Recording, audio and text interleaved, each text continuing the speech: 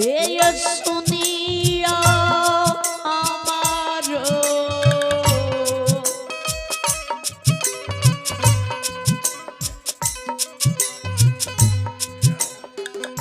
बाबा हो बचन ओ बच्चा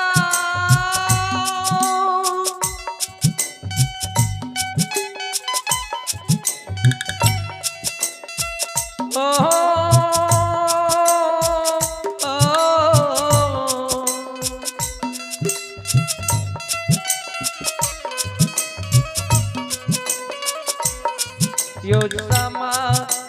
जलो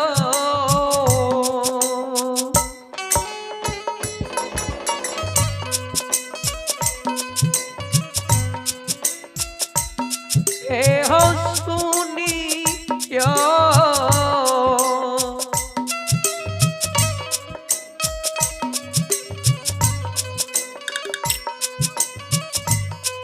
ओ बच्चा ना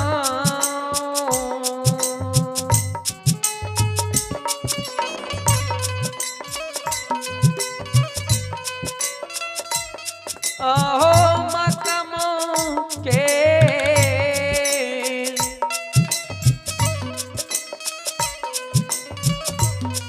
यो समा अजलो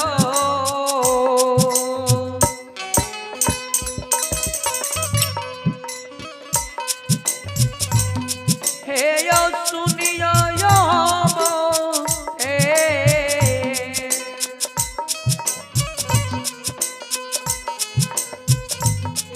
हो बा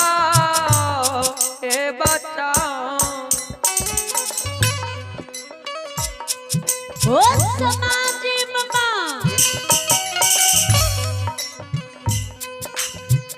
ओ समाजी बाबा हे हो यायन दुख के घर में खर्ची नहीं है द्वार पर आर के मेहमान 7 दिन के भूखल बैसलिए ठाकुर जी हे समाज बाबा हे बाबा हे दामा हे बाबू भैया हे मरार मंजन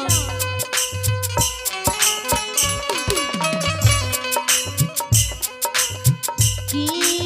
छो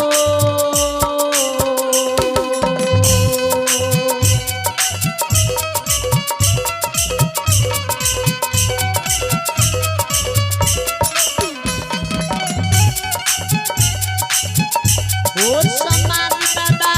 की छो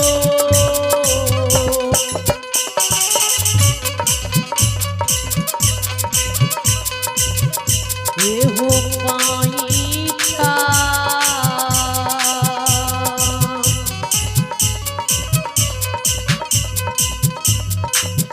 ये यू भारतीय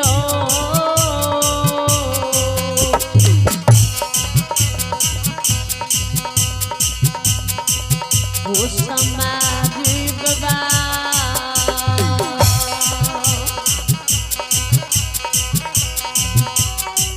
हे यंदिया मकुमा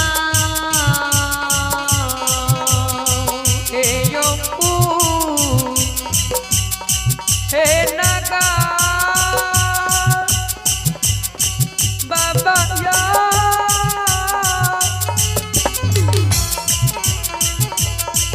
यो ठाकुर जी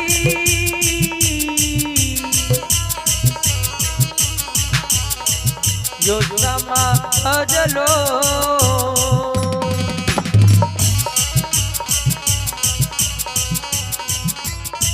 हाँ यो दियो यो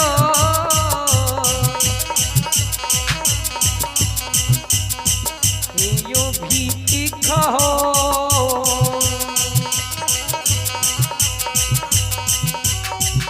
हो समझ बाबा जी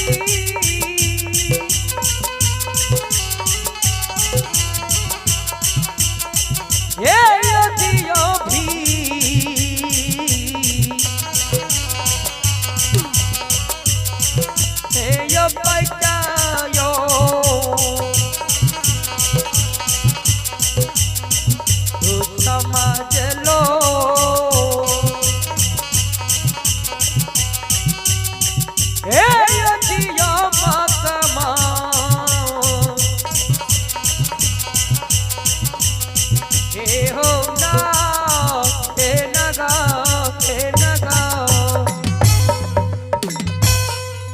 श्रोता भगवान जय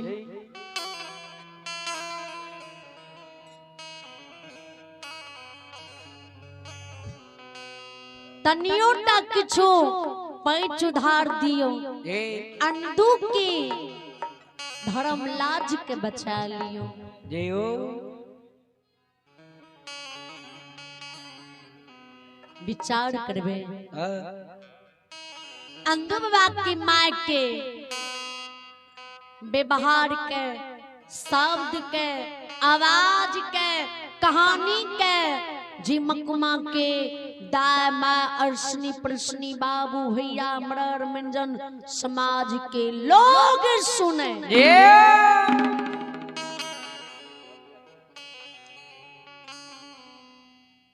समाज लोग के अंधुबा के माय की बानी सुन तरबा की लहर मगोज में समावे गुस्सा से शरीर की खून खौले तामस से समाज के लोग अंधुबा के माय के भटका लगा मलिनिया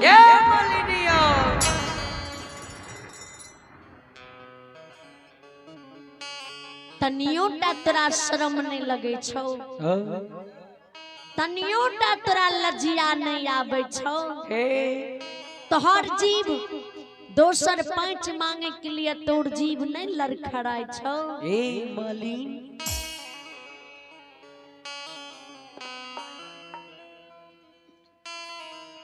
मलिनिया गए एक पच्ची समाज के द्वार से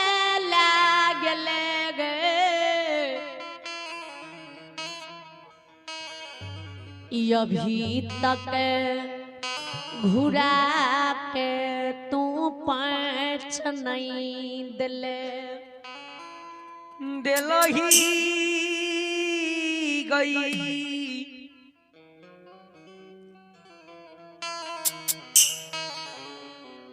गई मलिनिया दोसर पैच ले दोबारा तू फिर समाज के द्वार पैच मांगे ले लजिया नहीं लगे छौ जे आज दूसर पैच ले समाज के द्वार अली है जियो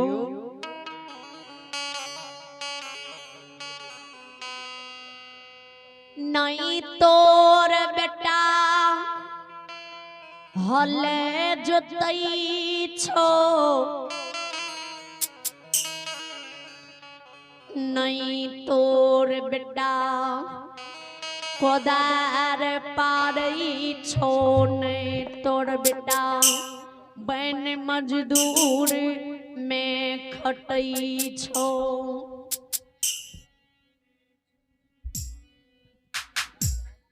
नहीं तोर बेटा कोनो सर्विस करे छो नौकरी खटे छो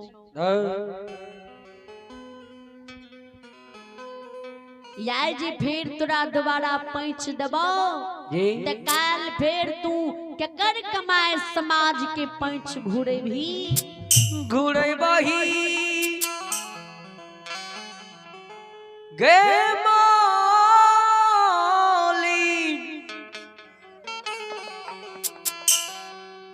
हे गई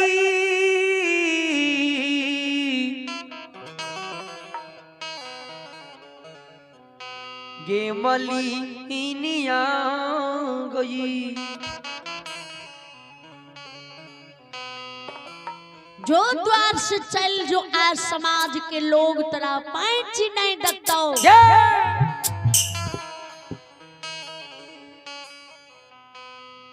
अंधु बाबा के मां समाज के बानी सुने काने कल पे दसो ना हजूर की बिने मिनती करे हे मकमा के समाज लोग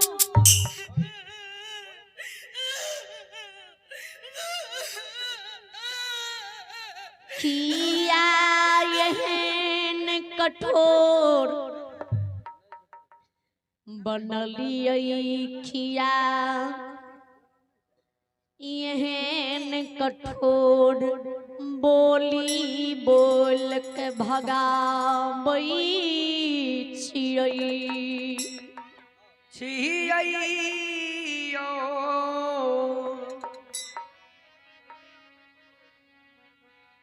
यो समाज बाबा यो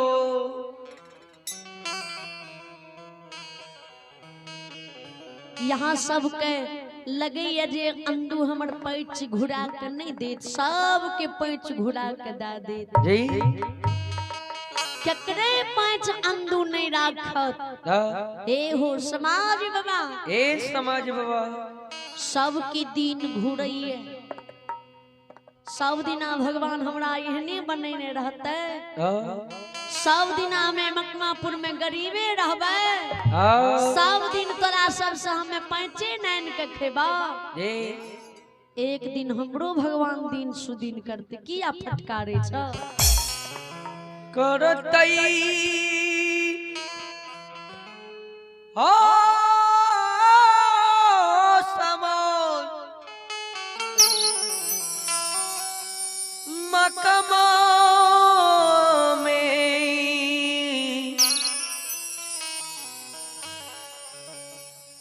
यो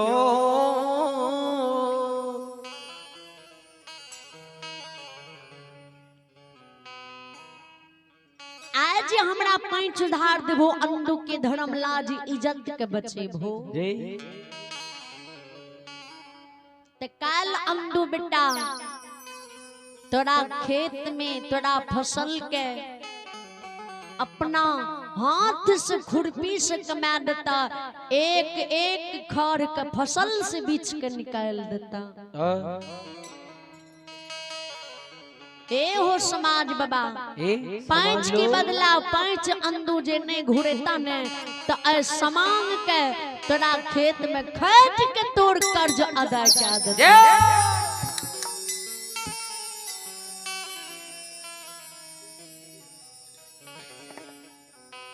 आयो दियो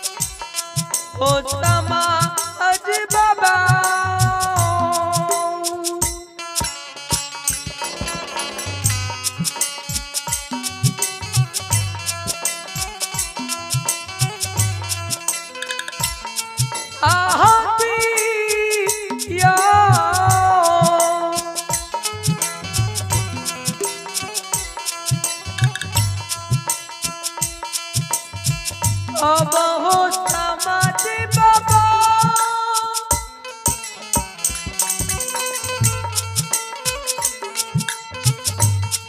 आदि या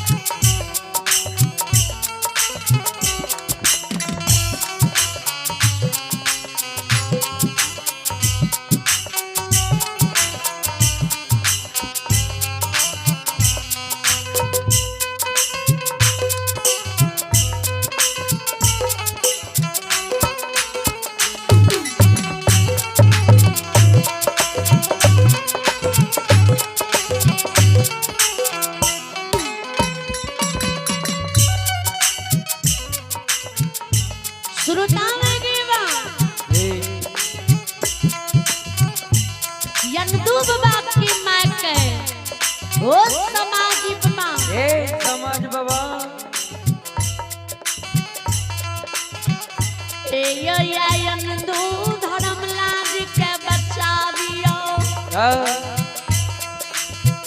जाओ ब्राह्मण भूखल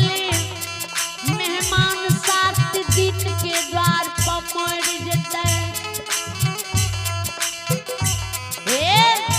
ई नहीं सोची हो जे अंधु के द्वार पर ब्राह्मण मरते तो अंधुए के द्वार के कलंक लागते अंधुए के ब्राह्मण के बोध लागते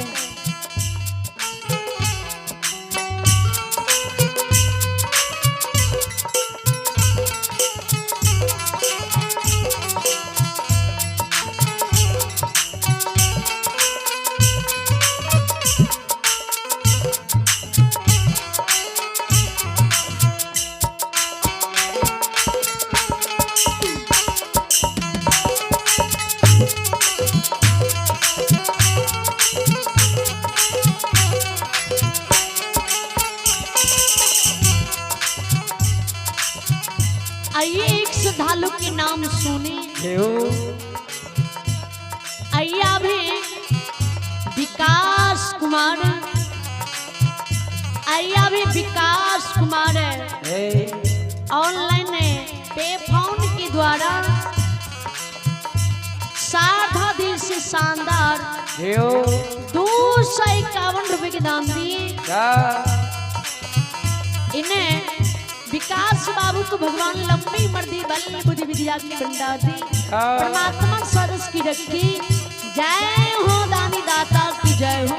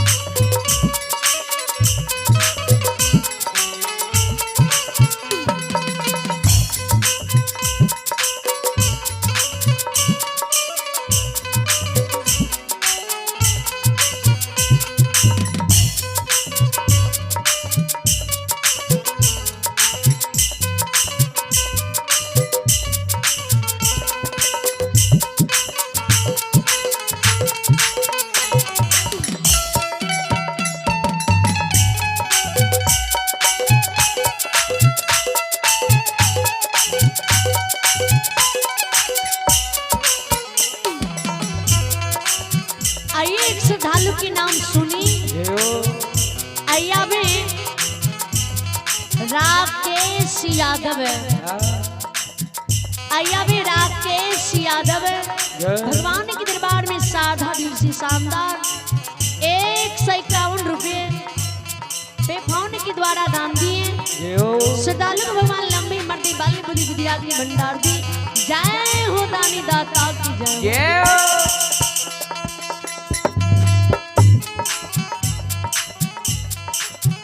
यंदु बाबा की माँ कहे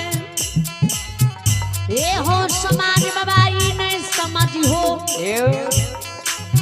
जे यंदु द्वार के कलंक लागते साऊ से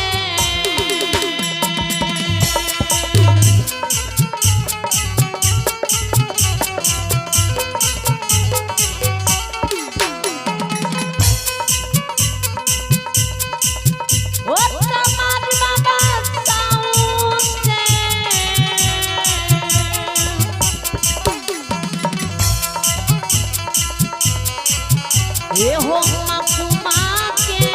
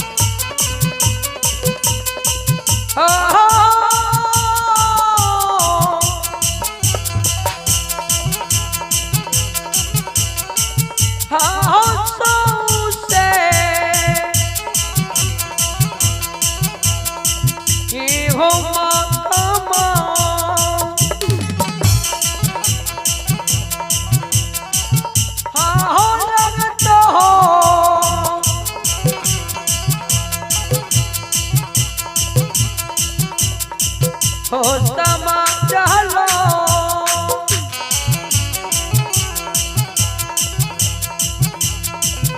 ए तमा हे यो ना ए नगा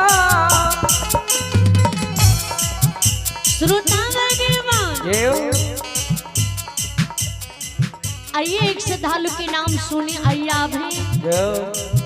राजेश कुमार, अय्या भी राजेश कुमार कासिमपुर टोलवा बख्तियारपुर के निवासी।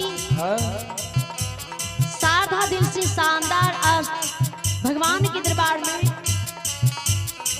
पेफॉर्म द्वारा ऑनलाइन 51 रुपए की दान दिए। राजेश बाबू को भगवान हर मन कमना पूर्ण करे, परमात्मा सदा सुखी रखे। जय हो दानी दाता की जय हो।